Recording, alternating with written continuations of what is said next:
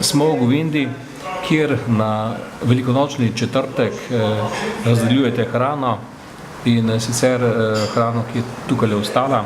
Gre za viške. Marsikdo se take humanitarne note ne zaveda, to, da se hrana deli še tistim, ki jo res potrebujejo. Pozdravljeni, nahajamo se v restavraciji Rada Govinda. Mi smo prostovoljci humanitarnega društva Hrana za življenje in skupaj z restauracijo v bistvu delimo viške hrane, to je tisto, kar ostane na koncu, ob koncu dneva, ko se restauracija zapira. Naši prostovoljci pridejo in spakiramo hrano, ki ostane, in jo odpeljemo socialno ogroženim družinam na dom v Šiški, ali pa odpeljejo naši partnerji, Zavod Krog 99 oziroma Slovenska filantropija, za katere tudi spakiramo, oni odpeljejo Romom. Tako da hrana gre dejansko socialno ogroženim, nimajo za tople obroke in potem se jim razdeli. V filantropiji pa vemo, s čim se ukvarjate. Ja, prostovoljstvo, dobrodelstvo, akcije, tako da pač pomoč potrebnim, ne? Vsem potrebnim. Koliko obrokov hrane jim boste dali?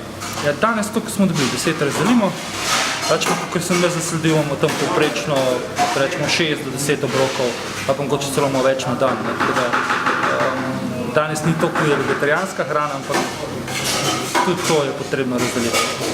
Želimo si pa odpreti tudi svojo lastno kuhinjo, kjer bi radi delili vsaj 200 obrokov na dan socialno ogroženim skupinam. Torej za tiste, ki si ne more privoščiti toplega obroka, ali pa so samo lačni. Koliko zavržene hrane je v Sloveniji? Je znana številka? Statistični podatki kažejo, da na osebo se zavrže 70 kg hrane na leto. Za 70 kg hrane bi lahko marsikaj naredili, je pa res, da iz ostankov delati hrano niti ni toliko prijetno. Namreč v srečni kuhinji želimo delati obroke, tople obroke, in to zdrave tople obroke iz viškov slovenskih kmetov in pa tudi iz viškov, ki jih bomo dobili iz trgovine. Želimo si doseči nekje 70% vnos viškov, pa iz tega delati zdrave obroke. Se tudi v velikih trgovskih centrih, kjer imajo menze, vključujejo v vašo humanitarno delo? V velikih menzah, trgovskih centrih je rahlo drugačna zadeva. Mi namreč z restauracijo Rada Govinda sodelujemo od leta 2008 in tudi že začeli smo na tak način, ker smo želeli tako hrano pač razdeliti, in potem smo dejansko videli, da bi pravzaprav morali viške deliti, tisto, kar ostane zvečer, da se to ne meče stran. Določene gostinske obrati, določeni trgovski centri imajo zakonik lasten, kjer v bistvu stran mečejo hrano, tudi tisto, kar ostane.